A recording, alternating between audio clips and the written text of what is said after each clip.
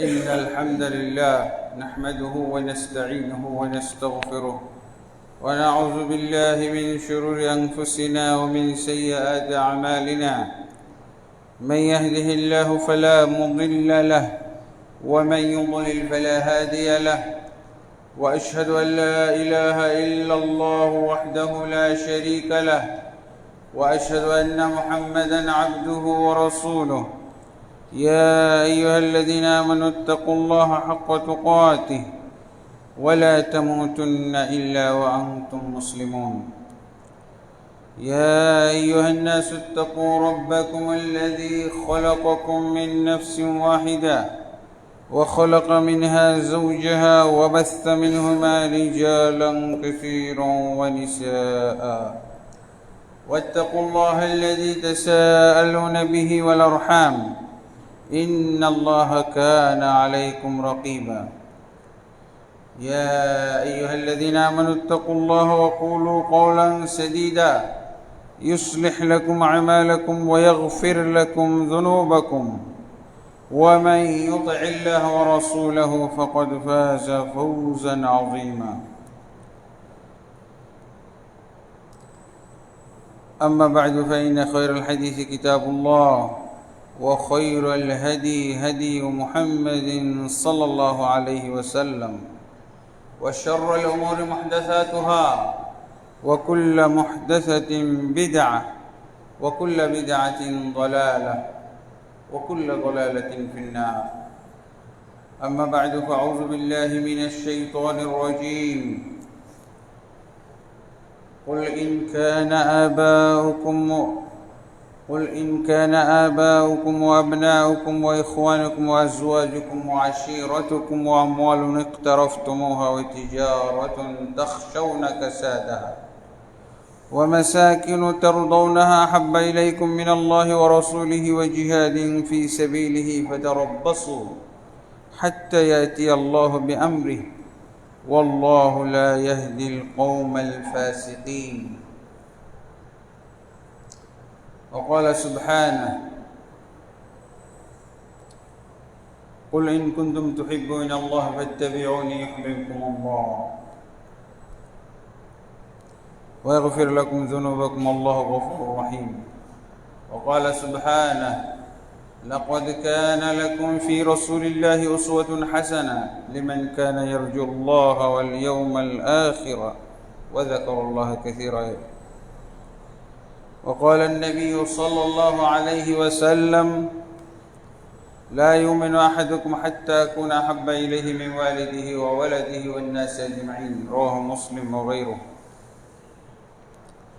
আলহামদুলিল্লাহ, আল্লাহ তাবারক ওয়া তাআলার অসংখ্য অগণিত তারিফাত, প্রশংসা এবং গণকীর্তন যে আল্লাহ তাবারক ওয়া তাআলা আমাদেরকে বিভিন্ন ধরনের আপদ বিপদ ঝামেলা ঝঞ্ঝটের মধ্যেও নিরাপদে রেখেছেন, সুস্থ রেখেছেন এবং তার ইবাদত বন্দেগী করার জন্য তিনি আমাদেরকে সুযোগ করে দিয়েছেন। আজকে আমরা সালাতুল জুমা আদায় করার জন্যে জামরখানে অবস্থিত মাহাদুত তারবিয়া ওয়া সাকাফা ইসলামী শিক্ষা ও সংস্কৃতি ইনস্টিটিউটের জামে মসজিদ মোহাম্মদ শরীফ জামে মসজিদে আসার তৌফিক দান করেছেন। আল্লাহুম্মা আমিন।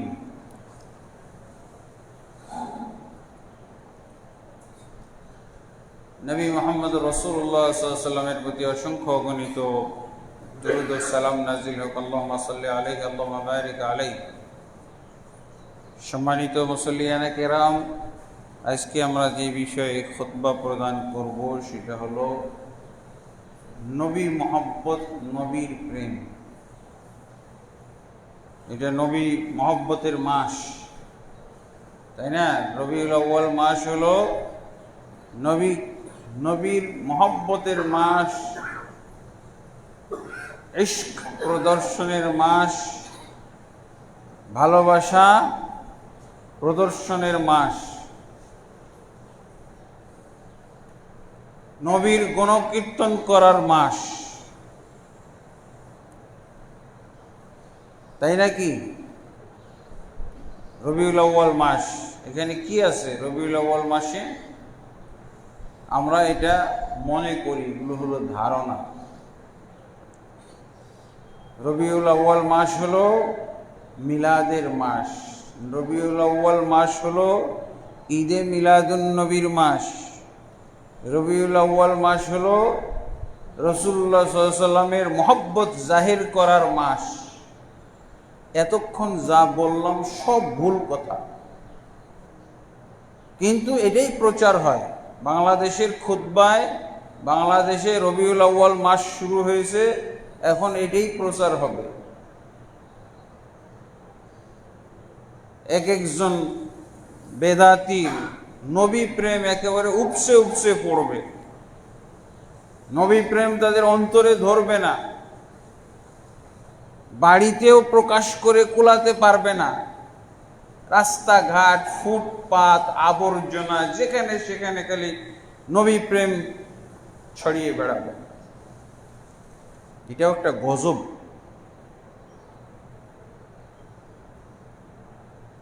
ইবাদতের ক্ষেত্রে বিদআত, এটা হলো মারাত্মক অপরাধ। নবী প্রেম, নবীকে মহব্বত করা হলো দামি একটা ইবাদত, দামি একটা সৎ আমল।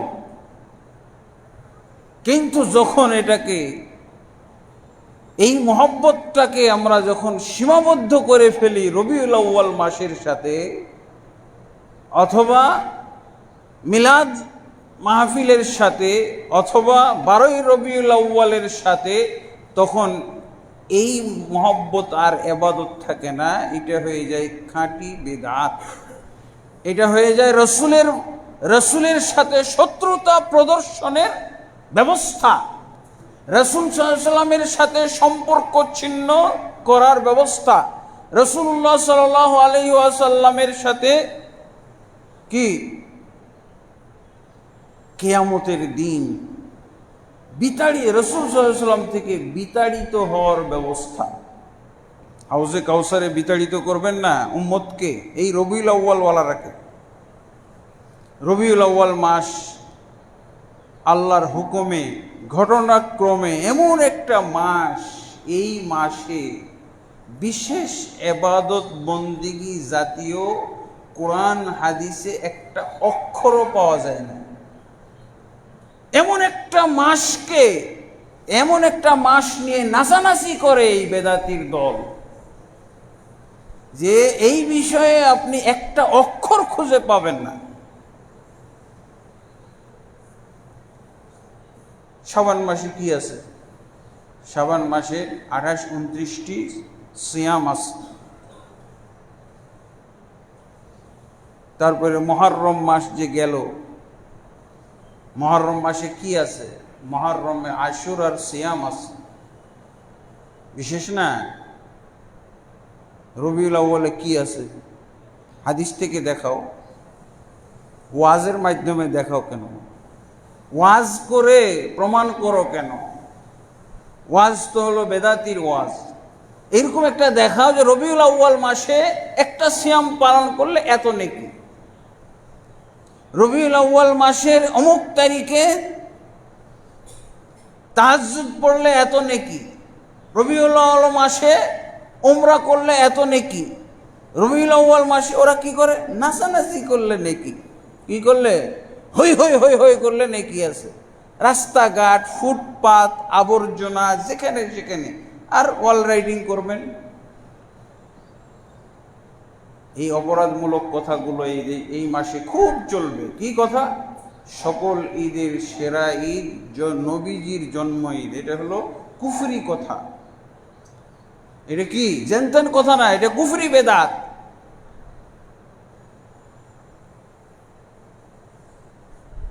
সকল ঈদের সেরা ঈদ নবীজির জন্ম ঈদ, এটা কি কুফরি বেদাত।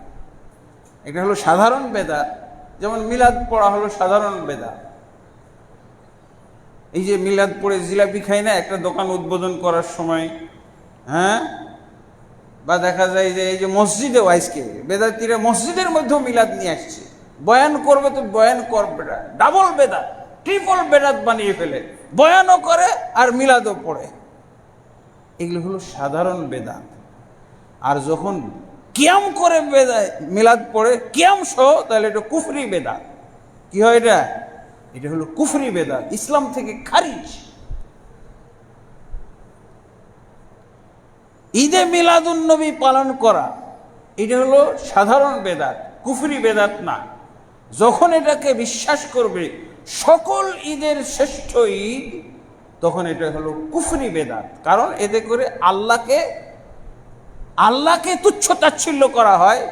কারণ আল্লাহ রসুলের মাধ্যমে কোরআনে এরকম একটা শ্রেষ্ঠ ঈদ দিতে পারেননি। রসুল সাল্লাল্লাহু আলাইহি সাল্লামও দিতে পারেননি, হাদিসে নাই। আছে যেমন আল্লাহ রসুল সাল্লাল্লাহু আলাইহি সাল্লাম বললেন, আবু দাউদে যে হাদিসটা পরিচিত, মদিনার মধ্যে গিয়ে কি বললেন? যখন দেখতেছেন মদিনাবাসীরা 2টা দিনে ঈদ পালন করছে। মদিনাবাসী বলতে কি? সাহাবী। আল্লাহ রসুল সাল্লাল্লাহু আলাইহি সাল্লাম যাদেরকে জিজ্ঞাসা করলেন, মা হাযাল ইয়াউমাল্লাযীনা তালআবুন, এটা কোন দিন? এই দিন দুটির তাৎপর্য কি, কারণ কি? এই দুটি দিনে যে তোমরা ঈদ পালন করো, এটার কারণ কি? আল্লাহ রসুল কাদেরকে জিজ্ঞেস করছিলেন? ওরা কি আশেকে রসুলদেরকে জিজ্ঞেস করেছিলেন? এই যে দেওয়ানবাগীদেরকে জিজ্ঞেস করছিলেন? হ্যাঁ, এই 1800-ওয়ালাদেরকে জিজ্ঞেস করছিল, তোমরা যে 2টা দিনে ঈদ পালন করতেছো এখন মদিনায়? আল্লাহ রসুল জিজ্ঞেস করলেন যেই লোকগুলোকে, ওরা কারা? ওরা সাহাবী। আল্লাহ রসুল কি আমাদেরকে জিজ্ঞেস করতে পারবেন নাকি? আমরা কি ছিলাম নাকি সেই যুগে? সাহাবীদেরকে জিজ্ঞেস করছেন যে তোমরা যে 2টা দিনে ঈদ পালন করো, এই 2টা দিনের ঈদ পালন করার হেতু কি, কারণ কি, রহস্য কি, তাৎপর্য কি, বলো। সাহাবী যেহেতু এই 2টা দিন পালন করে, তাহলে তো ভালো হয়ে যাওয়ার কথা, আল্লাহ রসুল পাশ দিয়ে দেওয়ার কথা। ও তোমরা সাহাবী মানুষ, তোমরা যখন এই 2টা দিন পালন করো, তো এটা তো সমস্যা নাই।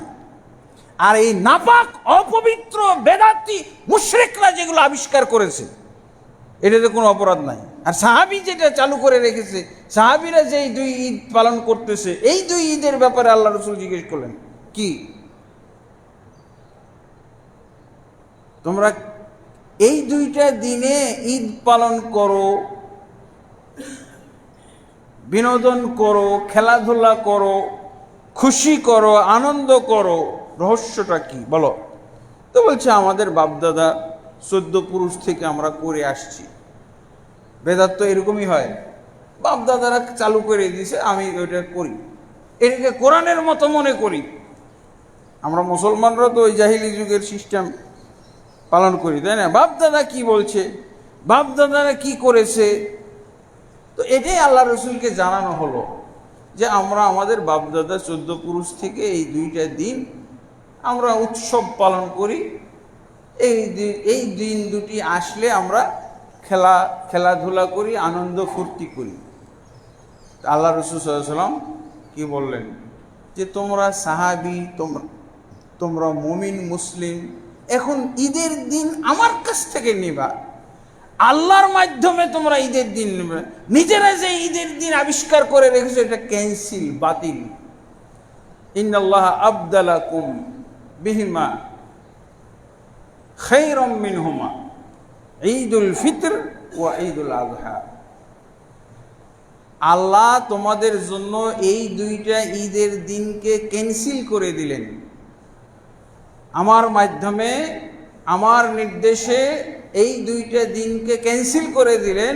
আর সেই 2টা ঈদের দিনের পরিবর্তে অন্য 2টা ঈদের দিন দিলেন। সেটা কি? ঈদুল আযহা আর ঈদুল ফিতর। আছে, এটা কোরআনে আছে, হাদিসেও আছে। ঈদুল ফিতর, ঈদুল আযহা। আল্লাহ রসুল সাল্লাল্লাহু আলাইহি ওয়াসাল্লাম আমাদেরকে যা দিবেন সেটা আমরা গ্রহণ করব না। মা আতাকুম রাসূলু ফাখুযু, রসুল তোমাদেরকে যা দেন সেটা গ্রহণ করো। এই যে ঈদুল ফিতর দিলেন। আর ওমা নাহাকুম আনহা ফান্তাহু, ঈদুল ফিতর আর ঈদুল আজহা দিলেন, ওমা নাহাকুম আনহু ফান্তাহু, এবং যেটা থেকে তোমাদেরকে বিরত রাখেন সেটা থেকে বিরত থাকো। এটা কোরআনের কথা না? তাহলে আল্লাহ রাসূল সাল্লাল্লাহু আলাইহি ওয়াসাল্লাম আগের ওই দিনগুলোকে ক্যান্সেল করে দিলেন। এখন আমরা কি ওই দুইটা ঈদের দিন বলতে পারবে? বেদাতির পাল ওই দুইটা ঈদের দিন কবে ছিল বলতে পারবে? এমন করে ওকে ভুলিয়ে দেওয়া হয়েছে, ভ্যানিশ করে দেওয়া হয়েছে, ডিলিট করে দেওয়া হয়েছে, এই বেদাতিরাও বলতে পারবে না কোন দিন ওই দুইটা ঈদ পালন করা হইতে পারবে। তোরটা আমি পালন করবো। সাহাবীরা যেটা আগে করতেন, আমরা যদি এত বেদাত আমার পছন্দ হয় তো ওই বেদাতটা করি যেটা সাহাবীরা করেছিলেন, পালন করতেন অনেকদিন। সাহাবীদেরকে জিজ্ঞেস করলেন, তো তুই বেদাতি, তোর আবিষ্কৃত আমি বেদাত পালন করব কেন? ওইটাই তো ভালো হইতো, তাই না? এইটা তাহলে কি বোঝা যাচ্ছে? এই রবিউল আউয়াল মাস এইসব মিলাদেরও মাস না, ঈদেরও মাস না। এটা হলো বেদাতীদের ঈদের মাস। কাদের? বেদাতীদের। আল্লাহ রসুল যা দিবেন সেটা আমরা গ্রহণ করব, আর যেটা নিষেধ করবেন সেটা থেকে বিরত থাকব। দুইটা ঈদ ক্যান্সেল করে দিলেন, ওই ঈদের আর ইতিহাসও আমরা খুঁজে দেখব না, ওই দিনের ইতিহাস খুঁজে দেখব না, ওই ঈদ আর আবিষ্কার করতে যাব না।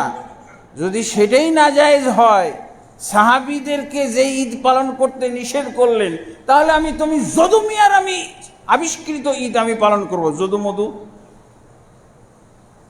তুমি তো বেদাত ছাড়া আর কিচ্ছু বুঝো না, বেদাত ছাড়া তোমার জীবনে কিচ্ছু নাই।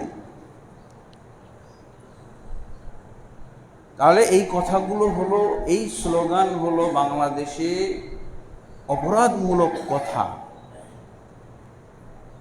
কুফরি কথা, কুফরি কথা এগুলো। তাহলে পার্থক্যটা বুঝে নিন। ঈদে মিলাদুন্নবী পালন করা সাধারণ বেদাত, কিন্তু এটাকে যদি শ্রেষ্ঠ ঈদ মনে করেন, যে রাসূল যে দুই ঈদ দিয়ে গেলেন এর চেয়েও শ্রেষ্ঠ, শ্রেষ্ঠ না, তখন এটা হবে কুফরি ঈদ। এই ঈদ, এই বিশ্বাসে কেউ যদি এই 12ই রবিউল আউয়াল অথবা কোনো ঈদে মিলাদুন্নবী পালন করে, তাহলে সে কাফের, মুরতাদ হয়ে যাবে। আর যদি সকল ঈদের শ্রেষ্ঠ ঈদ মনে না করে এটা সাধারণ ঈদে মিলাদুন্নবী পালন করে, সাধারণ খুশি, তাহলে এটা কি হবে? সাধারণ বেদাত হবে, কাফের হবে না, মুরতাদ হবে না। এই হলো নিয়ম। আর এমনি বেদাত পালন করা, এই যে নবী সালাম আলাইকা, তারপরে জিলাপি, এটা কি হয়? জিলাপি। নবী সালাম আলাইকা কতক্ষণ করার পর, নবী সালাম আলাইকা করার পর কি হয়? জিলাপি, সিন্নি। আমাদের দেশে তো সিন্নি জামাতি আছে একটা, তাই না? এদের কাজই হলো জিলাপি আর সিন্নি খাওয়া, আর কিচ্ছু পাওয়া যাবে না। বেদাত। এটা সিন্নি জামাত, সুন্নি জামাত বলাটা ঠিক না, সিন্নি জামাত বলতে হবে। এরা সিন্নির মধ্যেই তাদের সব কার্যক্রমে সিন্নি পাওয়া যাবে, মাজারের সিন্নি, মিলাদের সিন্নি ইত্যাদি। তাহলে মিলাদ পড়াটা হলো সাধারণ বেদাত। আর মিলাদের সাথে কিয়াম করা, দাঁড়িয়ে যায় না, এই যে দাঁড়ানো সহ যে মিলাদ পড়া হয়, এটা হলো কুফরি বেদাত, মুরতাদ হওয়ার বেদাত, ইসলাম থেকে খারিজ। তাহলে শুধু বেদাত আর হলো কুফরি বেদাত, পার্থক্য আছে। কেন দাঁড়িয়ে যায়? কেন দাঁড়িয়ে যাওয়ার কারণ হলো যে জিন্দা নবী এসে গেছে, এখন মিলাদ মাহফিলে উপস্থিত হয়ে গেছে। এই জন্য রাসূল সাল্লাল্লাহু আলাইহি সাল্লামের কে সম্মান জানানোর জন্য তুই বেদাতি কাম করতে করতে এই আকামের মধ্যে রাসূল সাল্লাল্লাহু আলাইহি সাল্লাম চলে আসলো। এই যে রাসূল চলে আসা, রাসূল সাল্লাল্লাহু আলাইহি সাল্লামকে জীবিত বিশ্বাস করা, কিন্তু জীবিত বিশ্বাস করার, আর সেই জীবিত রাসূল তাদের কাছে চলে এসেছে, এই বেদাত করতে করতে, বেদাত পছন্দ করে আল্লাহ রাসূল যে চলে এসেছে, এই বিশ্বাস পোষণ করাটা এই যে জড়িত করলো। এই জন্য মিলাদ, এই কিয়াম সহকারে মিলাদ পাঠ করা হলো কুফরি বেদাত, সাধারণ বেদাত আর কুফরি বেদাত। কই রাসূল সাল্লাল্লাহু আলাইহি ওয়াসাল্লাম এসে যায়, এটা কেমন কথা? রাসূল সাল্লাল্লাহু আলাইহি ওয়াসাল্লাম তো জীবনে আসে নাই। রাসূল সাল্লাল্লাহু আলাইহি ওয়াসাল্লাম মৃত্যুর পর কত ভালো ভালো লোক রেখে গেল, আত্মীয় স্বজন, হাসান হুসেনকে রেখে গেল, ফাতেমাকে রেখে গেল, আবু বকর, সাহাবায়ে কেরামকে রেখে গেল, অথচ কোন সাহাবীর জন্য, সাহাবীদেরকে কি আল্লাহ রসুল বেশি মহব্বত করতেন না? নাকি এই বেদাতীদেরকে বেশি মহব্বত করেন? এই জিলাপি খোরদেরকে, এই সিন্নি খোরদেরকে আল্লাহ রসুল বেশি মহব্বত করেন? তাই চলে আসেন। হাসান হোসেনের কাছে তো আসলেন না। হাসান হোসেন যে কারবালাতে শহীদ হলেন, হোসেন রাদিয়াল্লাহু আনহু, তখনও তো আল্লাহ রসুল সাল্লাল্লাহু আলাইহি ওয়াসাল্লাম তার নাতির মহব্বতে প্রোটেস্ট দেওয়ার জন্য, তার পক্ষে যুদ্ধ করার জন্য, তাকে সাহায্য করার জন্য আসলেন না। আর এই বেদাতীদেরকে মিলাদ আর জিলাপিতে সাহায্য করার জন্য চলে আসে। এটা কেমন কথা? এটা পাগল ছাগলের ধর্ম। এটা ইসলাম ধর্ম হইতে পারে না।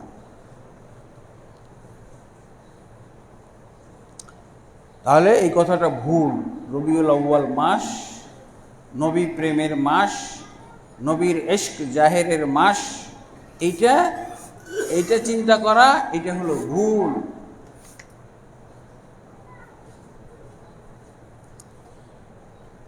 কেন? তাহলে আমরা কিভাবে মহব্বত করব? আমরা কিভাবে মহব্বত করব? রাসূল সাল্লাল্লাহু আলাইহি সাল্লামকে মহব্বত করার একটা নিয়ম আছে না? অথবা যদি বেদাতীরা জিজ্ঞেস করে আমাদেরকে যে তোমরা কিভাবে মহব্বত করো, আমরা তাদেরকে বলবো যে আমরা প্রতি বছর 360 দিন প্রতিদিনই মহব্বত করি। আল্লাহর রসুলের মহব্বত থেকে একটা সেকেন্ডও খালি হবে না। মমিন মুসলিমের একটা সেকেন্ডও খালি হইতে পারবে না নবীর মহব্বত থেকে। বিশ্বাস, নবীর মহব্বতের বিশ্বাস আছে, নবীর মহব্বতের ক্ষেত্রে আমল ইবাদত আছে। নবীর, এই জন্য আমরা বলবো যে আমরা মহব্বত করব, রাসূল সাল্লাল্লাহু আলাইহি ওয়াসাল্লামকে মহব্বত করব যেভাবে আল্লাহ মহব্বত করতে বলেছেন। শেষ। কত সুন্দর উত্তর না? আর ওদের মহব্বত হলো জিলাপি। কেন? নবীর মহব্বত যদি প্রকাশ করতে চাও তো জিলাপি লাগবে, 2-4 জন বেদাতি লাগবে, বেদাতি হুজুর লাগবে, পাগড়ি পুগড়ি পরে এসে, অথবা লাগবে। আর নবীর মহব্বত, যেটা কোরআনের মহব্বত, যেটা হাদিসের মহব্বত, যেই মহব্বত সাহাবায়ে কেরাম করতেন, এর জন্য কোনো জিলাপি লাগবে না, এর জন্য কোনো লোক লাগবে না। আপনি একা একাই প্রতিটা সেকেন্ডে মহব্বত থাকতে হবে, রসুলের মহব্বত। কিভাবে দেখেন, সূরা তওবার অনেক আয়াত আছে, তার মধ্যে কত বলবো বলেন? নবীকে মহব্বত করলে আপনাকে কোরআনটা হাতে নিতে হবে। নবীকে মহব্বত করার জন্য কোরআন হাতে নিতে হবে, ব্যাস লাগাইতে হবে না। নবীকে মহব্বত করলে আমাদের দেশে কি ব্যাস লাগাই নেই, সবুজ ব্যাস, পাগড়ি, সবুজ পাগড়ি, তারপরে রাস্তায় নামো, হই হই হই হই করো। আর নবীকে মহব্বত করতে হইলে যেই মহব্বত হবে নবীর ইবাদত, এই মহব্বতের জন্য কোরআন খুলতে হবে। এই মহব্বতের জন্য কি করতে হবে? কোরআন খুলতে হবে। কোরআনে আল্লাহ কিভাবে নবীকে মহব্বত করতে বলেছেন এটা দেখো। তাহলে আল্লাহ কোরআনে অনেক আয়াত, কোনটা বলবো? একটা আয়াত আমি বেছে নিয়েছি, সূরা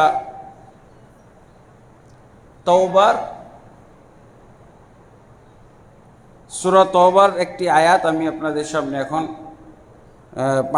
পাঠ করেছি। সূরা তওবার 24 নম্বর আয়াত। এখানে আল্লাহ কি বলছেন? যে নবীকে মহব্বত করতে হবে, সেই মহব্বতের তুলনাটা আল্লাহ উল্লেখ করেছে। নবীকে মহব্বত করব, সেটা কিভাবে? কুল ইন কানা আবাউকুম, হে রাসূল আপনি বলে দিন নবীকে মহব্বত করতে হবে তোমাদের বাপ দাদা, পিতা মাতার চেয়েও বেশি। কি বলছেন আল্লাহ? নবীকে মহব্বত করতে হবে তোমাদের বাপ দাদা পিতা মাতার চেয়েও বেশি। আর কি? আবনাউকুম, তোমাদের সন্তান সন্তাদির চেয়েও বেশি। আর কি? ওয়া ইখওয়ানুকুম, এবং তোমাদের ভাই, তোমাদের ভাই বেরাদরের চেয়েও বেশি। তারপরে ওয়া আজওয়াজুকুম, তোমরা তোমাদের স্বামী স্ত্রীদের চাইতে বেশি। তারপরে কি বলছেন? ওয়া আশিরাতুকুম, এবং তোমাদের বংশের যত লোক আছে সবার চেয়ে বেশি।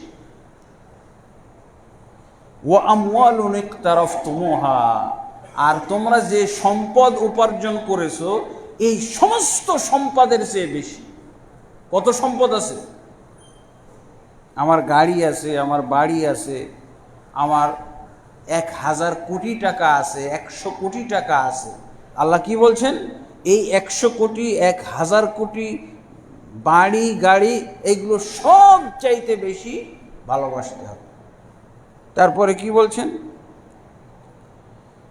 ওয়া আমওয়ালুন ইকতারাফতুমুহা ওয়া তিজারাতুন তাখশাউনা কাসাদাহা, এবং তোমরা যে ব্যবসা বাণিজ্য করেছো, ব্যবসা বাণিজ্য উন্নতি করতে করতে করতে করতে এত ব্যবসা হয়েছে।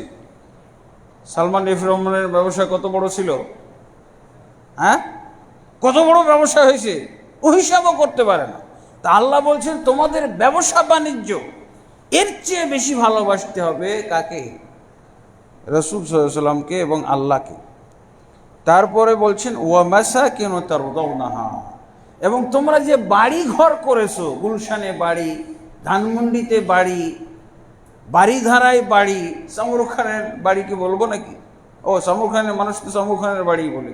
শামরুখ খানের সুন্দর সুন্দর বাড়ি হয়েছে না? সুন্দর সুন্দর বাড়ি হয়েছে, গুলশানের মতো করে করেছে, এরকম বাড়ি আছে না?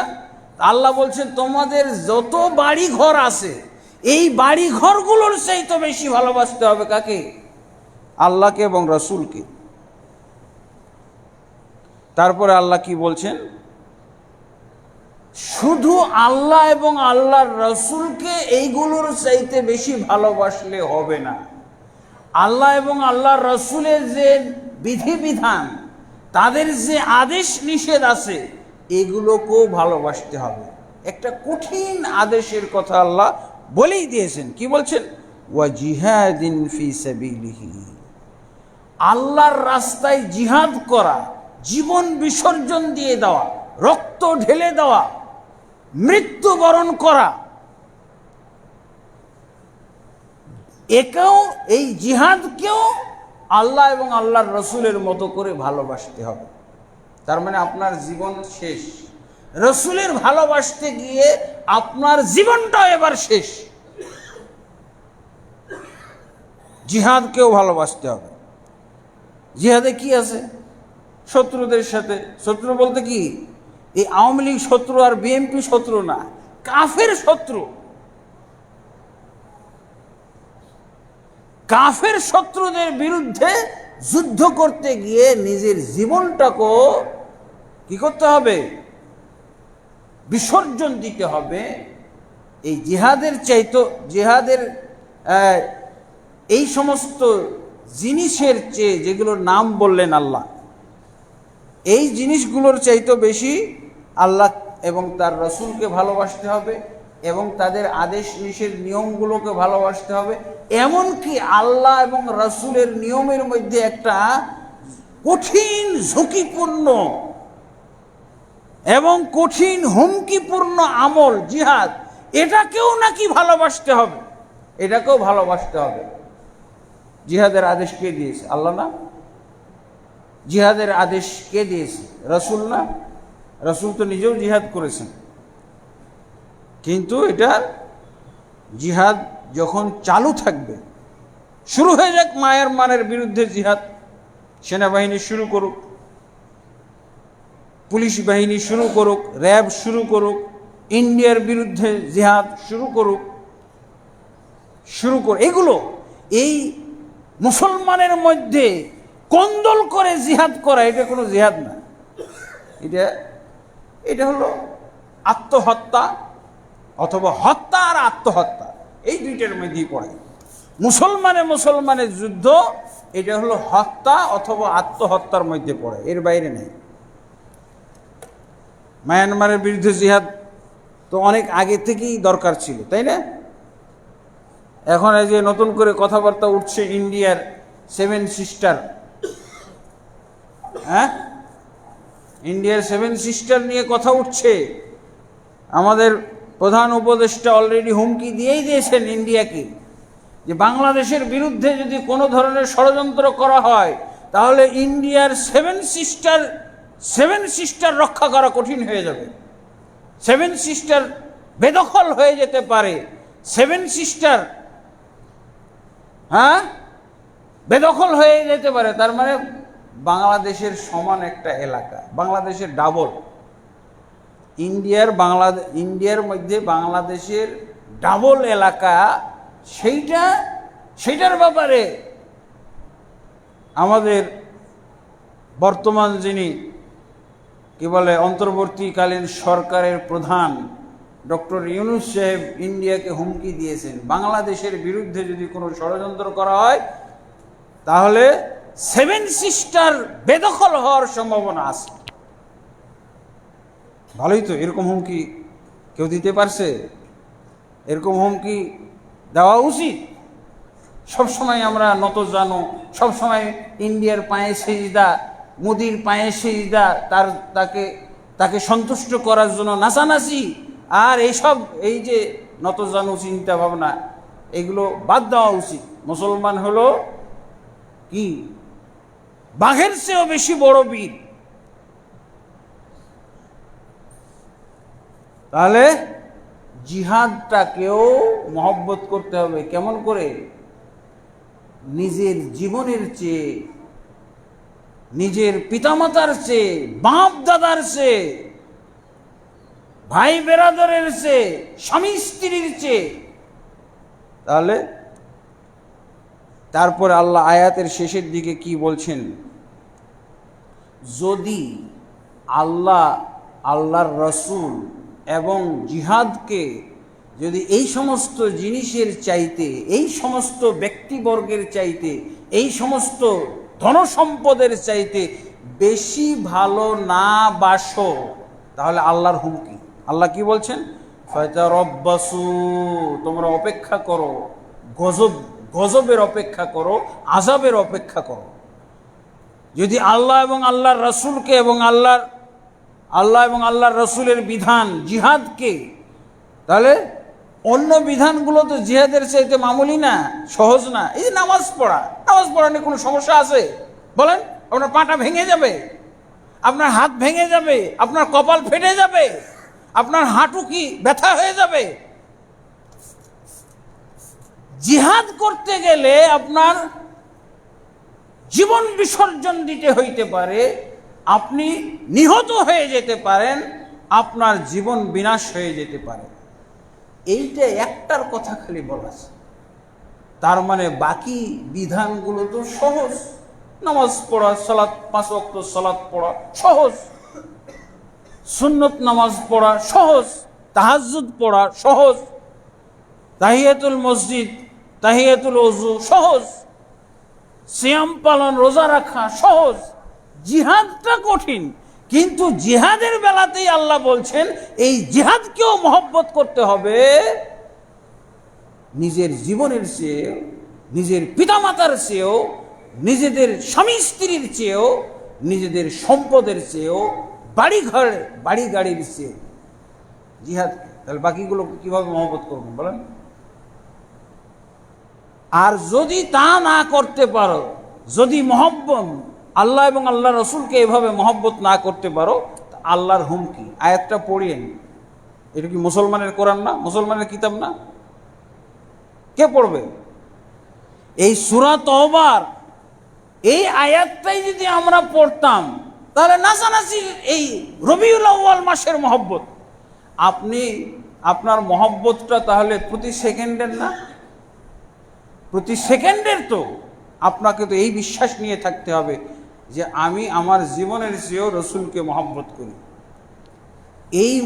এই মন মানসিকতাটা কোন সময় আপনার মধ্যে থাকবে আর কোন সময় থাকবে না, এটার কোনো ওয়াক্ত আছে? সর্বাবস্থায় প্রতিটা সেকেন্ডের আপনার জীবন যতক্ষণ পর্যন্ত আছে, মরে যাননি যতক্ষণ পর্যন্ত, ততক্ষণ পর্যন্তই তো আপনার প্রতি সেকেন্ডে মহব্বত হচ্ছে। আমি রসুলকে মহব্বত করি আমার জীবনের চেয়েও বেশি, এটার কোনো ওয়াক্ত আছে? এই বিশ্বাসের কোনো ওয়াক্ত আছে? যেমন 5 ওয়াক্ত নামাজ আছে। এই জন্যই বলেছি যে প্রকৃত মহব্বত একটা সেকেন্ড থেকেও খালি হবে না। রসুলের মহব্বত থেকে মুমিন মুসলিম ব্যক্তি একটা সেকেন্ডের জন্য খালি হইতে পারে। কিসের ফালতু কথাবার্তা? রবিউল আউয়াল মাসে তোমার মহব্বত খালি উতলায় পড়ে, বেদাতির পাল। রবিউল আউয়াল মাস না আসলে তোর মহব্বত জাগে না? আয়াতের রেফারেন্সটা নিয়ে নে। সূরা তওবার কত নম্বর আয়াত বললাম? আলহামদুলিল্লাহ,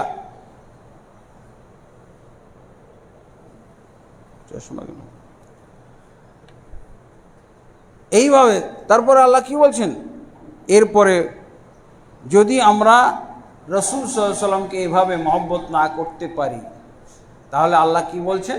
তাহলে আযাব গজবের অপেক্ষা করো। কে দিবে আযাব গজব? আল্লাহ। আমরা কি আযাব গজব কিছু দেখি নাই? আযাব গজব কিছু দেখি আমরা? আমরা তো বলি প্রাকৃতিক দুর্যোগ। প্রাকৃতিক দুর্যোগ, এই যে খরা, এত যে তাপ, এত যে রৌদ্র, এত যে অনাবৃষ্টি, এত যে অতিবৃষ্টি, বন্যায় ভেসে গেল। 10টি জেলা বন্যায় ভেসে গেছে, শুনলাম না আমরা? এটা কি আল্লাহর রহমত? আল্লাহ বলছেন যে তোমরা যদি এইভাবে, দেখেন এই মহব্বত দিয়ে কত কি আমরা জানতে পারছি। রসুলের মহব্বত যেটা কোরআনে আল্লাহ উল্লেখ করেছেন, এর মাধ্যমে কত তথ্য আছে। আল্লাহ বলছেন যদি তোমরা এভাবে রসুলকে মহব্বত করতে না জানো, মহব্বত করতে না পারো, তাহলে তোমরা অপেক্ষা করো, আযাব গজবের অপেক্ষা করো। বলেন প্রত্যেকটা মুসলমান এই আযাব গজবের উপযুক্ত হয়ে আছে কিনা? তাদের মহব্বতের ঠিকানাটা নেন। রসুলের মহব্বতের অবস্থাটা আপনি যাচাই করে দেখেন। এই মসজিদের মুসল্লি দিয়েই যাচাই করে দেখেন কি অবস্থা। তাহলে আল্লাহর আযাব গজব আসবে না? আচ্ছা, আল্লাহর আযাব গজব যদি নাও আসে, তাহলে আরেকটা আযাব আছে। সেটা কি? আল্লাহ এই আয়াতই ঘোষণা করেছেন, ওয়াল্লাহু লা ইয়াহদিল কওমাল ফাসিকিন। তাহলে যারা রসুলকে এভাবে মহব্বত করবে না, এই লোকদের নাম আল্লাহর খাতায়, আমরা যদিও মুসলিম বলছি, 95% মুসলিম, 93% মুসলিম, আল্লাহর খাতায় এদের নাম উঠে যাবে ফাসিক জাতি, ফাসিক সম্প্রদায়। এরা তখন হবে ফাসিক সম্প্রদায়। তাহলে 95%-এর মধ্যে কি হয়ে গেল? ফাসিক সম্প্রদায় কত পার্সেন্ট হলো? 94%ই ফাসিক সম্প্রদায়, 1% হয়তো হইতে পারে। আচ্ছা, তারপরে ফাসিক তো হইলাম, ফাসিক টাইটেল। তাহলে এই মুসলমানদের টাইটেলটা কি? আল্লাহ টাইটেল দিয়ে দিয়েছেন তো। এরা হলো ফাসিক সম্প্রদায়, এরা মুমিন মুসলিম নয়। যারা আল্লাহকে, আল্লাহর রসুলকে এভাবে ভালো না বাসতে জানে, এইভাবে ভালোবাসতে না পারবে, তাদের নাম আল্লাহর খাতায় লিপিবদ্ধ হবে ফাসিক বলে, ফাসিক সম্প্রদায়। আর তো ফাসিক, আমরা যে হেদায়েত করি, আল্লাহ তারা হেদায়েত করুক, আল্লাহ বলি না, এই আল্লাহ তোরে হেদায়েত করুক, আল্লাহ ওনাকে হেদায়েত করুক। আল্লাহ এখানে বলছেন যে এই ফাসিক সম্প্রদায়কে আল্লাহ কখনোই হেদায়েতও করবেন না, হেদায়েত দিবেন না। এরা ফাসিক অবস্থায় মারা যায়। যারা দেখেন রসুলের মহব্বতের প্রশ্নে কত বড় কথা, এদের মৃত্যুটা হবে ফাসিক অবস্থায়, ফাসিক ফাজের, মুমিন মুসলিম না।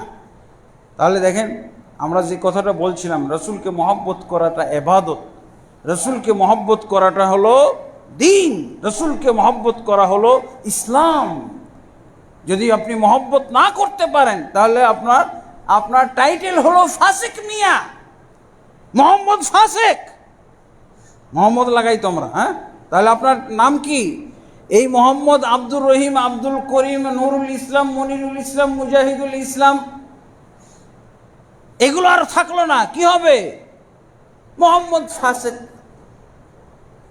আর আপনার হেদায়েতের আর আশাও করা যায় না। আল্লাহ কি বলছেন? আল্লাহু লা ইয়াহদিল কওমাল ফাসিকিন। যারা রাসূলকে এভাবে মহব্বত করতে পারলো না, এই ফাসিকদেরকে আল্লাহ কখনোই হেদায়েত দান করবেন না। এরা ফাসিক অবস্থায় মৃত্যুবরণ করবে, মুমিন মুসলিম অবস্থায় মৃত্যুবরণ করবে না। দেখেন, চ্যালেঞ্জ, গ্যারান্টি।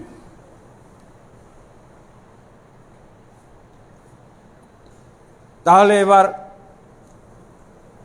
কথা হলো যে আল্লাহকে যে মহব্বত করব, আল্লাহকে মহব্বত করার নিয়মটা কি? একটা নিয়ম তো এইখানেই এসেছে, কোরআনে এসেছে না? আল্লাহকে মহব্বত করা, রসুলকে মহব্বত করার একটা নিয়ম এই আয়াতেরই শেষে আছে। কিভাবে? জিহাদকে মহব্বত করতে হবে, আল্লাহর পথে জিহাদ। জিহাদকে মহব্বত করবেন কিভাবে? আপনি মহব্বতের লোককে মারতে পারবেন? মহব্বতের লোককে আপনি মারতে পারবেন? জিহাদ মানে তো মারামারি।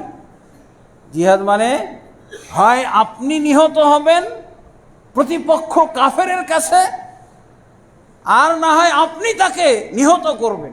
এই তো খেলা, জিহাদের খেলা তো এইটাই, তাই না? হয় আপনি মরবেন, না হয় সে মরবেন। এটা হলো একটা বিধান, এটা হলো একটা নিয়ম। তাহলে জিহাদকে মহব্বত করতে হবে। আর একটা নিয়ম এসেছে সূরা আলে ইমরানের 31 নম্বর আয়াত, কুল ইন কুনতুম তুহিব্বুনাল্লাহা ফাত্তাবিউনি ইউহিব্বুকুমুল্লাহ। জান্নাতে যাওয়ার জন্য আল্লাহর মহব্বত পাওয়া একেবারে জরুরি ব্যাপার। আল্লাহ যদি মহব্বত না করে আপনাকে, তাহলে আপনি জান্নাতে যাইতে পারবেন? আল্লাহ আপনাকে, আপনার প্রতি ক্ষুব্ধ, রাগান্বিত, গোসা, তাহলে আপনি জান্নাতে যাইতে পারবেন? কার জান্নাতে যাবেন? দাজ্জালের জান্নাতে যাইতে পারবেন? দাজ্জাল একটা জান্নাত বানাই রাখছে। আমরা যেমন মুসলমান, আমাদের জন্য কিন্তু দাজ্জাল জান্নাত বানাই রাখছে। দাজ্জালের জান্নাতে যাবেন? আল্লাহর জান্নাতে যাইতে হলে অবশ্যই আল্লাহকে ওইভাবে মহব্বত করতে হবে। এবং আল্লাহ কি বলছেন সূরা আলে ইমরানের 31 নম্বর আয়াত, কুল ইন কুনতুম তুহিব্বুনাল্লাহ, তোমরা যদি আল্লাহকে মহব্বত করতে চাও, ফাত্তাবিউনি, তাহলে আমাকে অনুসরণ করো। কে বলছে?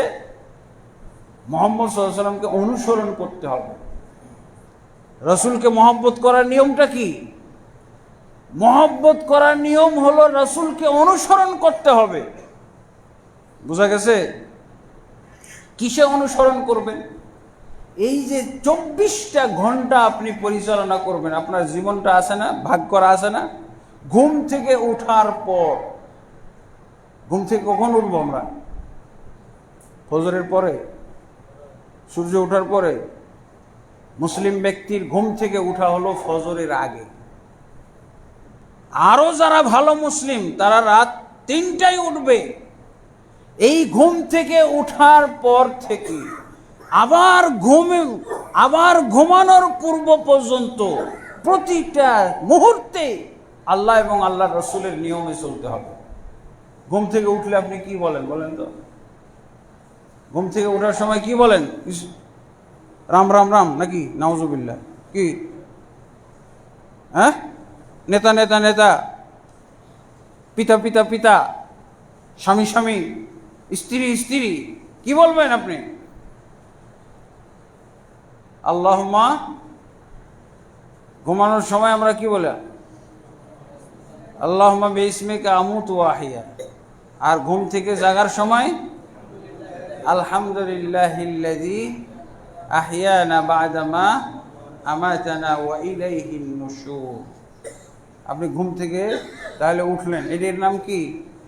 আমাকে অনুসরণ। তাহলে আমি ঘুম থেকে ঘুমাইতে গেলাম রাসূলকে অনুসরণ করে, ঘুম থেকে উঠলাম রাসূলকে অনুসরণ করে। ঘুম থেকে উঠে কি করব? আরও দোয়া কালাম আছে, এগুলো নাই জানলাম না, আরও লম্বা লম্বা দোয়া আছে কিছু। এরপরে কি? অজু করব, ফজরের সালাত পড়ব। কি কি চলছে এগুলো? রাসূলকে অনুসরণ। সূর্য ওঠা পর্যন্ত আপনার জিকির আজকার চলবে। তারপরে সালাতুল ইশরাক পড়লেন, ইশরাকের সালাত আপনি পড়লেন। দেখেন তো কোন কিভাবে ফ্লাপ হয়ে আছে। রাসূলের অনুসরণে আপনি যদি জীবনটাকে পরিচালনা করেন, তাহলে দেখেন আপনার রবিউল আউয়ালের অপেক্ষায় থাকতে হবে। হ্যাঁ, এগুলো হলো কবর পূজারি, মাজার পূজারি, এই সিন্নিখোর, জিলাপিখোর, মিলাদ পড়া এই লোকদের হলো কারবার। কিন্তু সত্যিকার মুসলিম, আসল মুসলিম, এর একটা সেকেন্ডও গ্যাপ নাই, নবীর মহব্বত দ্বারা পরিপূর্ণ। 24টা ঘন্টা গোটা জীবন তার রসুলের মহব্বতে পরিপূর্ণ হয়ে আছে। আর ও নিয়ে আসছে এদিকে ঈদে মিলাদুন নবী, আমার রবিউল আউয়াল ঢুকে গেছে, এখন শুরু হয়ে গেছে তার হই হই হই হই হই হই শুরু হয়ে গেছে। দেখেন ঢাকা শহরের ওয়ালগুলোকে আবর্জনা বানিয়ে ফেলছে, এক একজনের এক একটা শব্দের মহড়া। সকল ঈদের সেরা ঈদ নবীজির জন্ম ঈদ। আর মাদ্রাসায় পড়ছে কিছু আরবি জানে, সবুজ পাগড়ি লাগায়া কি লেখে জানেন? সাইয়্যিদুল আয়াদ। এটার বাংলা আর এটার আরবি বানাইছে, বুঝেছেন? সাইয়্যিদুল আয়াদ, সবুজ পাগড়ি দিয়ে মাথায় দিয়ে লেখে ওয়ালে, সকল ঈদের সেরা ঈদ নবীজির জন্ম ঈদ। এইটার আরবি করে দিছে কারা? মনে হচ্ছে এটা কোরআন অথবা হাদিস অথবা নাপাক কথা। এই শব্দটাকে একেবারে ডাস্টবিনে নিক্ষেপ করলে সওয়াব আছে। সাইয়্যিদুল আয়াদ, সাইয়্যিদুল আয়াদ মানে কি? এটা আরবি বানাইছে। বেদাতিরাও কিছু কিছু আরবি জানে, তো এই আরবি ওই সকল ঈদের সেরা ঈদ নবীজির জন্ম ঈদ, এইটার আরবি কি? সাইয়্যিদুল আয়াদ। দেখছেন আপনারা এই ওয়াল রাইটিংটা? দেখেন এরপরে আর এক নমুনা বের হয়েছে, দেখলাম যে ঈদে সাইয়্যিদুল আয়াত ঈদে বিলাদাতুন নবী। কি বুঝলেন আপনি? ঈদে বিলাদাতুন নবী, এটাও একটা আরবি, নাপাক আরবি শব্দ। আমরা তো আরবি দেখলেই মনে করি যে এটা মানে সম্মানজনক। হ্যাঁ, জিনা ব্যভিচারের আরবি নাই? এই শব্দ কি সম্মান করবেন আপনি? পেশাবের আরবি নাই? পায়খানার আরবি নাই? এটা কি আপনি সম্মান করবেন এই শব্দটাকে? ফেরাউন আরবি শব্দ না? সম্মান করবেন আপনি? ফেরাউন শব্দ, ইবলিস শব্দ, শয়তান শব্দ যখন কোরআনের আয়াতের অংশ হবে তখন প্রতি অক্ষরে সওয়াব। কিন্তু শুধু শুধু ফেরাউন আপনি শব্দ ব্যবহার করবেন। ফেরাউন, অনেকেই তাবিজ কবজ করে, ফেরাউন, হামান, ইবলিস, শয়তান দিয়ে বড় হুজুরে তাবিজ দেয়, হুজরাতে বসে বসে, জানেন এগুলো? তাবিজ দেয়, এখানে শয়তানের নাম থাকে, ফেরাউনের নাম থাকে, হামানের নাম থাকে। কারা করে? এই মুশরিক মার্কা হুজুরগুলো করে। এই মসজিদে হুজরাতে বসে বসে চুপচাপ করে এগুলো কাজ করে, আর এই যে হারাম খায়, বাতিল ভক্ষণ করে। তাহলে আমরা যেটা বলছিলাম যে নবীকে মহব্বত করা এটা হলো ইবাদত। কিন্তু হুজুর যেভাবে শিখাচ্ছে, রবিউল আউয়ালে যেভাবে শেখানো হয়, রবিউল আউয়ালে যেভাবে ব্যাখ্যা দেওয়া হয়, এইভাবে নয়। এইভাবে নবীকে মহব্বত করা হলো হারাম, কুফরি, বেদাত, কুফরি বেদাত। নবীকে মহব্বত করতে হলে কোরআন খুলুন। কোরআনের আয়াতে যেভাবে নবীকে মহব্বত করতে বলা হয়েছে ওইভাবে। দুইটা আয়াত বললাম না? এই দুইটি আয়াত, এটা দিয়ে আমরা অনেকটা বুঝতে পারি। আরেকটা আয়াত আপনারা নেন, সূরা আহজাবের, তাহলে সূরা তওবার 24 নম্বর আয়াত, সূরা আহজাবের 21 নম্বর আয়াত। মহব্বতের জন্য এই তিনটা আয়াতই যথেষ্ট। সূরা আহজাবে কি বলা হয়েছে? لقد كان لكم في رسول الله أسوة حسنة لمن كان يرجو الله واليوم الآخر وذكر الله كثيرا নিশ্চয়ই তোমাদের জন্য রাসূলের মধ্যে রয়েছে উত্তম নমুনা, উত্তম দৃষ্টান্ত, উত্তম মাপকাঠি, উত্তম আদর্শ।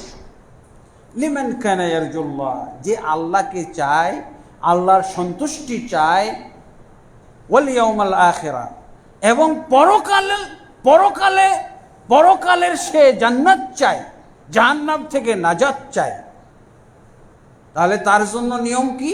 যে রাসূলকে ফলো করবে, রাসূলকে আদর্শ হিসেবে গ্রহণ করবে, রাসূলকে মাপকাঠি হিসেবে ব্যবহার করবেন।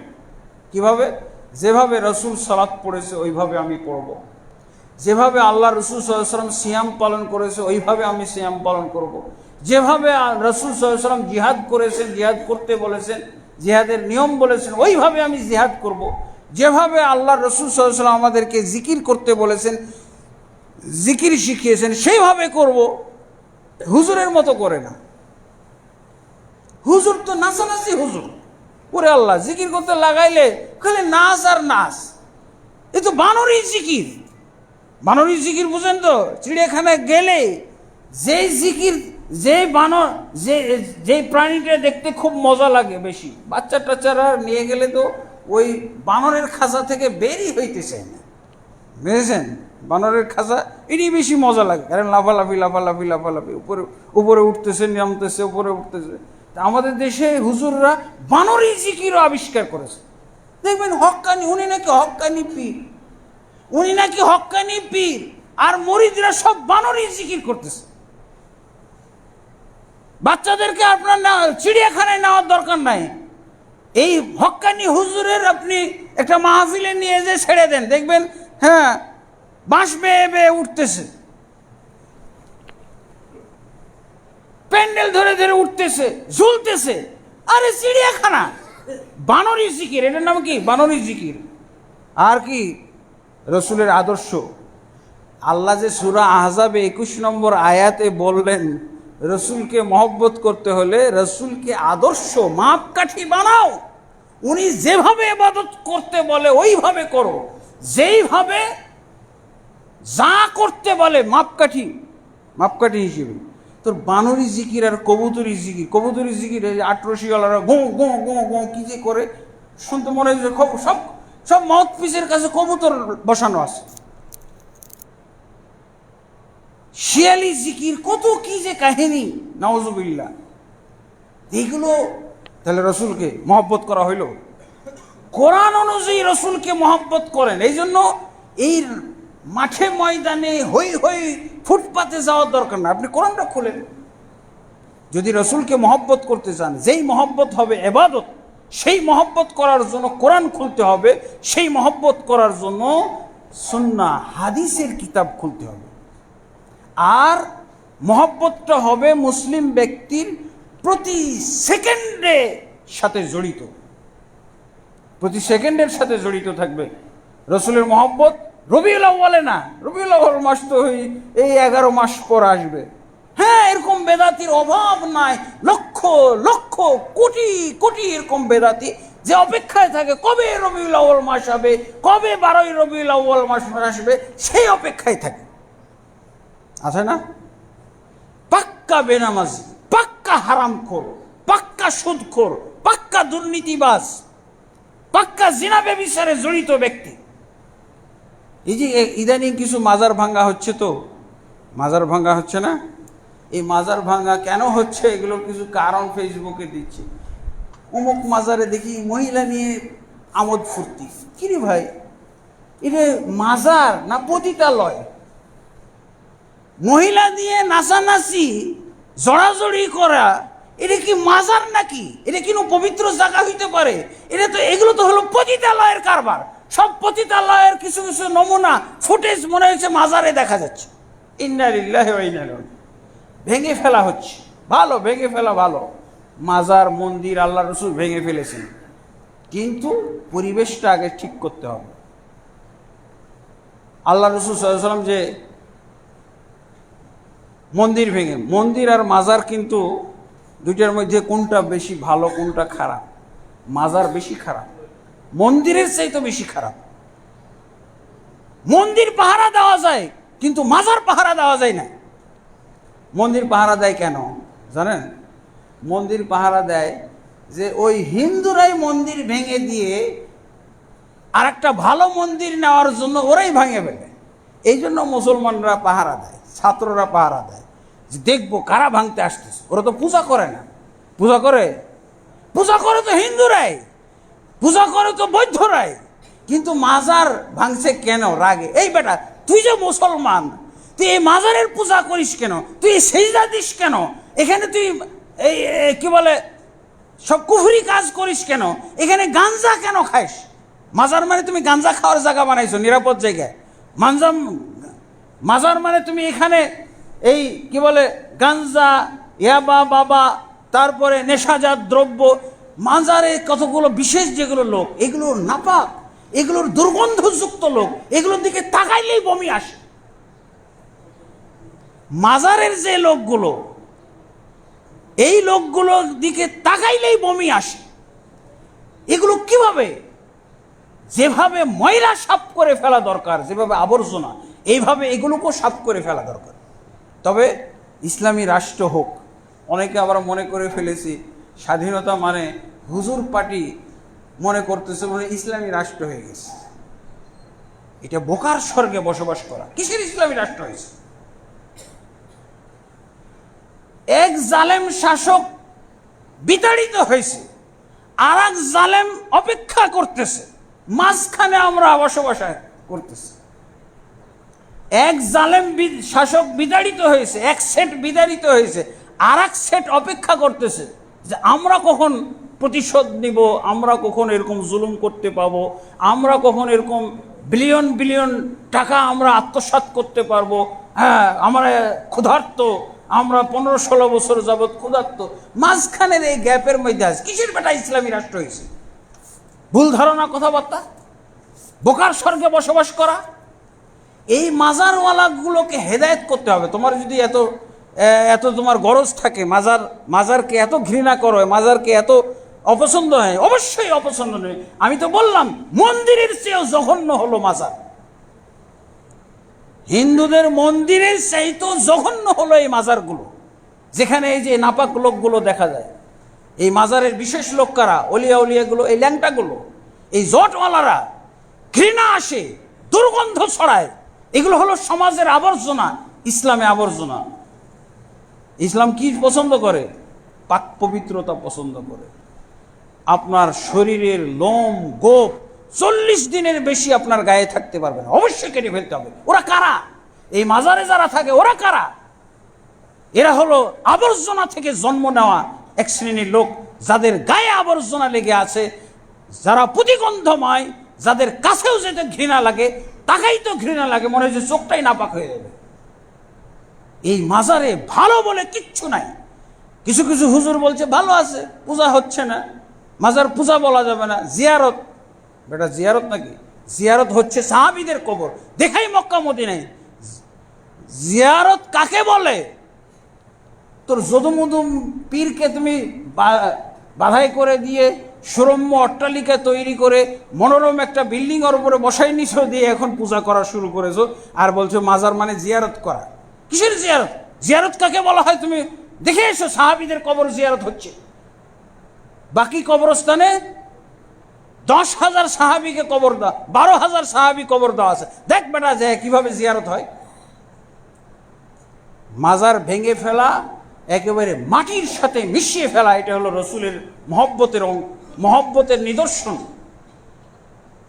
মাজার, উঁচু কবর, বাধাইকৃত কবর, যে সমস্ত কবরের মধ্যে বিল্ডিং করা হয়েছে, যেমন আজমির, যেমন শাহজালাল, যেমন শাহপরান, যেমন গোলাপ শাহ, যেমন শাহ মখদুম, যেমন খানজাহান আলী, এগুলো রসুলকে মহব্বতের দাবি হলো রসুলের নিয়ম বাস্তবায়ন করা। রসুল সাল্লাল্লাহু আলাইহি ওয়াসাল্লাম বলছেন যে কোনো কবর বাধাই করা হবে, যে কোনো কবর উঁচু করে দেওয়া হবে, এই কবরটাকে এমনভাবে ভাঙতে হবে কেউ যেন না বুঝতে পারে যে এখানে একসময় কবর ছিল। আর এমনি উঁচু করার নিয়ম আছে, আধা হাত উঁচু রাখতে পারেন। কিন্তু যেই কবরগুলো বাঁধাই করে দেওয়া হয়েছে, যেই কবরের ওপরে মাজার করা হয়েছে, এগুলোর ব্যাপারে আল্লাহ রসুলের নির্দেশ হলো এগুলোকে এমনভাবে ভাঙতে হবে যাতে কেউ বুঝতেও না পারে যে এখানে শাহজালালের মাজার ছিল এক সময়, এখানে শাহপরানের মাজার ছিল, এটা যেন কেউ টেরও না পায়। এখানে গোলাপ শাহর একটা মাজার ছিল, কেউ যেন বুঝতেও না পারে। এমনভাবে ভাঙতে হবে, মাটি বরাবর করে দিতে হবে। রাসূল সাল্লাল্লাহু আলাইহি ওয়াসাল্লামের হাদিস সহিহ মুসলিমের মধ্যে আছে, লা তাদা কবরান মুশরিফান ইল্লা সাওয়াইতাহু ওয়ালা তিমসালান ইল্লা তামাসতাহু।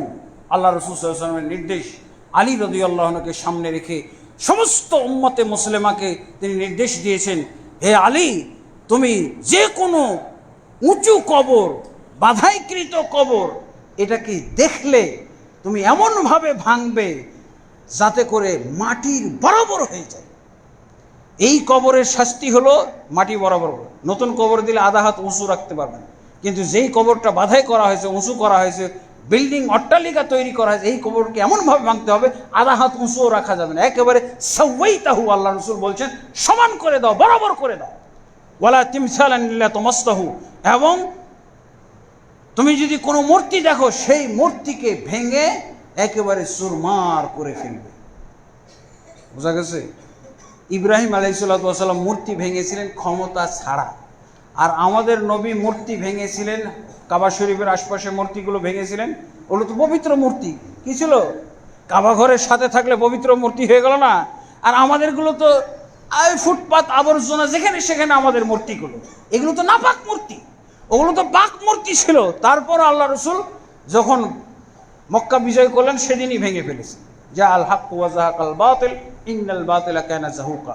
তাহলে আমাদেরকে নবীর সুন্নতটা মানতে হবে। ইব্রাহিম নবীর সুন্নত হলো ক্ষমতা ছাড়াই ভেঙে ফেলেছিলেন মূর্তি। তারপরে তো তাকে আগুনে ফেলা হলো, একটা লোকও প্রোটেস্ট দিল না। ইব্রাহিম আলাইহিসসালাতু ওয়াসসালামকে আগুনে ফেলা যাবে না এই মর্মে কেউ প্রোটেস্ট করলো না, কেউ প্রতিবাদ করলো না, সবাই একমত, ফেলো আগুনে। এত বড় অপরাধ করছে, আমাদের মূর্তি ভেঙে ফেলছে। আল্লাহ সেই আগুনকে কি করেছিলেন? একেবারে শান্তিপূর্ণ ঠান্ডা বানিয়ে দিয়েছে, বেশি ঠান্ডা না। আর আমাদের রসুল কি করেছিলেন? এই মূর্তির মধ্যেই সালাত পড়েছেন, তওয়াফ করেছেন, সাই করেছেন। যখন মক্কা বিজয় হলো ৮ম হিজরি ১০ই রমজান, তখন আল্লাহ রসুল ক্ষমতা পেয়ে দেখছে যে এই মূর্তি মহব্বতকারী, মূর্তি যারা তৈরি করেছিল, মূর্তিকে যারা মহব্বত করতো, একটা লোকও নাই, সব মুসলমান হয়ে গেছে অথবা পালিয়ে গেছে। তো মূর্তিকে মহব্বতকারী আর কেউ তো নাই, সবাই তো মুসলমান হয়ে গেছে। অতএব সব ভেঙে চুরমার করে ফেলা হয়েছে। আমরা নবীর সুন্নতটার উপরে খেয়াল রাখবো। ক্ষমতা পাওয়ার পর এটা হলো বোকামি। কিছু হুজুর আমরা বলতেছি, এখন আমরা ব্যাপকভাবে দাওয়াতি কাজ করি যাতে করে যারা এই মূর্তি বানিয়েছিল এরাই যেন ভাঙে, ওখানে বিরোধী দল না পাওয়া যায়। আল্লাহ রাসূল সাল্লাল্লাহু আলাইহি ওয়াসাল্লামের মূর্তি ভাঙার সময় কোনো বিরোধী দল ছিল না। দেখা যাচ্ছে না, মাজার ভাঙতে গিয়ে সংঘর্ষ হচ্ছে, মাজার ভাঙছে, তারাও আহত হচ্ছে এবং তারা অনেক জায়গায় পালিয়ে যাচ্ছে। আল্লাহ তাবারক ওয়া তাআলা আমাদেরকে রাসূল সাল্লাল্লাহু আলাইহি ওয়াসাল্লামের মহব্বতের উপরে সব কিছু করার তৌফিক দান করুন। আল্লাহুম্মা আমিন। আস্তাগফিরুল্লাহ লি ওয়া লাকুম ওয়া লিসাইরিল মুসলিমিন ফাস্তাগফিরুহু ইন্নাহু হুয়াল গফুরুর রহিম।